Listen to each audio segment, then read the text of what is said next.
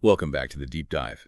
Today we're diving into something you specifically requested, something called Graves' ophthalmopathy. We've got your stack of articles and research right here, ready to extract the need-to-know info and maybe uncover some surprising facts along the way. Joining me to help connect the dots on this one is our expert, who I hear has a knack for explaining even the most complex medical mysteries.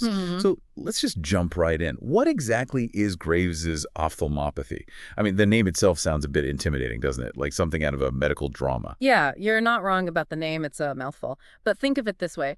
Sometimes our immune systems, they have these moments of mistaken identity, kind of like confusing a friend for a foe, you know? Okay. In Graves' ophthalmopathy, the immune system gets confused and targets the tissues around your eyes, which leads to inflammation. Okay, so it's like the immune system is launching a friendly fire attack on the eyes.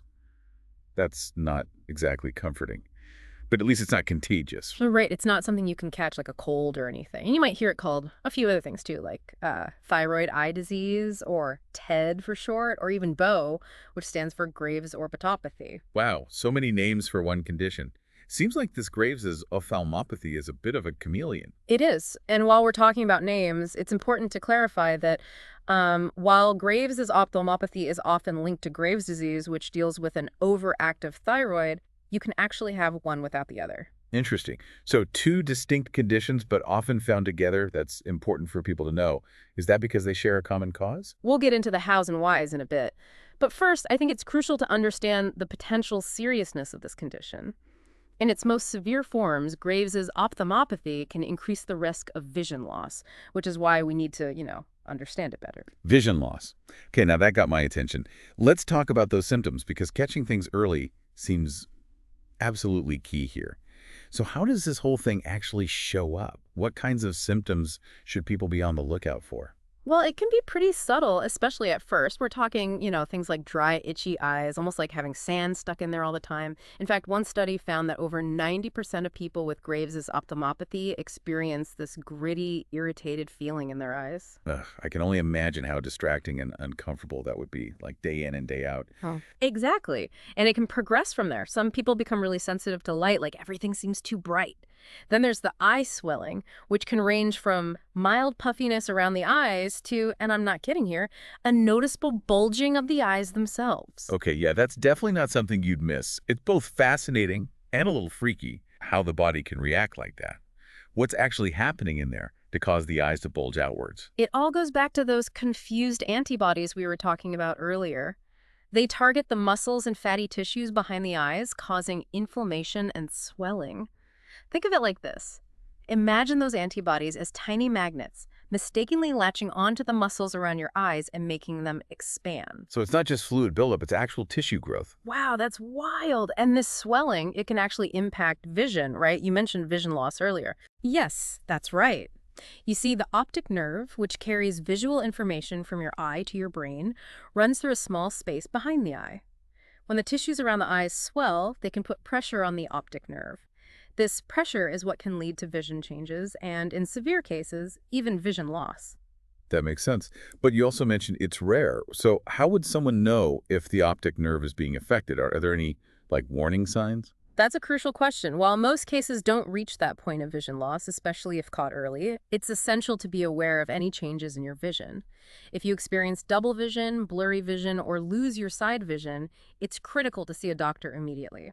Okay, that's definitely something to take seriously. It seems like with Graves' ophthalmopathy, awareness is key. So we've got this range of symptoms from the subtle to the more noticeable. But what's going on under the hood, so to speak?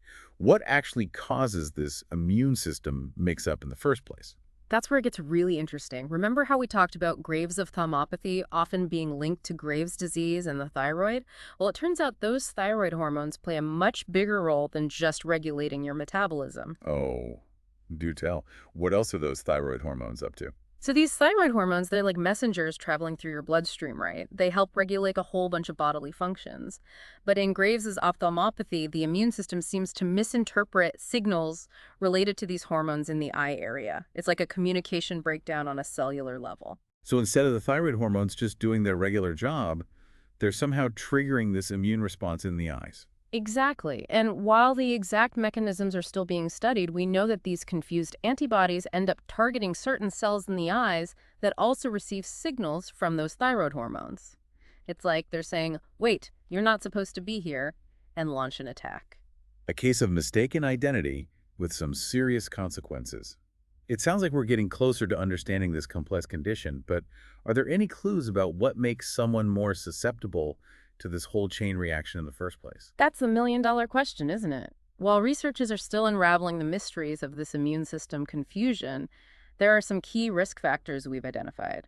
Smoking, for instance, is a major one. Really? Smoking affects the eyes too. I thought it was mainly linked to lung issues. It impacts so much more than people realize. One study found that smokers with Graves' disease are up to 7 times more likely to develop Graves' ophthalmopathy compared to non-smokers. And if you already have the condition, smoking can make the symptoms far more severe and harder to treat. Wow, 7 times. That's huge. Okay, definitely adding that to the list of reasons to quit smoking, or better yet, never start. What about other risk factors? Anything we can blame on our ancestors? As a matter of fact, yes. Genetics play a role too. If you have a family history of Graves' ophthalmopathy or Graves' disease, you're statistically more likely to develop it yourself. It's not a guarantee, of course, but it highlights the importance of knowing your family's medical history. So smoking, genetics, it's like a perfect storm of risk factors. Is there anything else that might make someone more prone to this condition? Interestingly enough, age and gender also seem to factor in. Women over 40 are statistically more prone to developing this condition. Wow, it's like all the odds are stacked against women of a certain age. But let's shift gears here a bit. Let's say someone is diagnosed with Graves's ophthalmopathy. What happens next? What are the treatment options? Is it something that can be cured or at least managed? That's the good news. While there isn't a cure for Graves's ophthalmopathy, the good news is there's a whole spectrum of treatment options available, depending on the severity of the symptoms and how much they're impacting your daily life. That's a relief to hear. So where do you start? What are some of the options for managing this condition? Well, for milder cases, simple home remedies can go a long way. We're talking over-the-counter lubricating eye drops to combat dryness, wearing sunglasses for light sensitivity, even adjusting your sleeping position to reduce puffiness. Elevating your head at night can help minimize fluid buildup around the eyes. So those late-night Netflix binges might actually be doing some good, at least when it comes to eye puffiness, if you prop yourself up with some extra pillows. Exactly. And staying well hydrated is key too. But of course, for more severe cases, we might need to bring in additional interventions. There are medications like corticosteroids that can help reduce inflammation. Corticosteroids, those are pretty powerful, right? They are, and they're often used for a short period to help get the inflammation under control.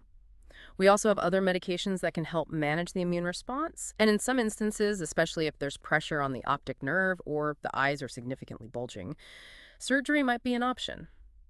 You mentioned surgery earlier, something about creating more space in the eye socket. Yes, that's called orbital decompression surgery. It involves removing some of the bone and fat around the eye to relieve pressure and allow the eye to move back into a more normal position. Wow, okay. That sounds intense, but I imagine it can be life-changing for those who need it. Absolutely. And you know, it's important to remember that most people with Graves' ophthalmopathy live completely normal lives. This condition, even at its most challenging, is manageable with the right care and attention. That is incredibly reassuring to hear. Well, we've covered a lot of ground here today, from the mysteries of the immune system to the symptoms and treatment options for Graves' ophthalmopathy. Huge thanks to you, as always, for breaking down such a complex topic in a way that even I can understand. And to our listeners, we hope you found this deep dive both informative and empowering. Remember, early detection is key, so if you notice any changes in your vision or experience any of the symptoms we've discussed, don't hesitate to reach out to your doctor. And here's a final thought to ponder as you continue on your own knowledge journey. We've talked about the physical aspects of Graves' ophthalmopathy, but what about the emotional and social impact? Living with a condition that visibly affects your appearance can be challenging, and there are resources and support systems available. That's something worth exploring further. Until next time, keep those brains engaged and those questions coming.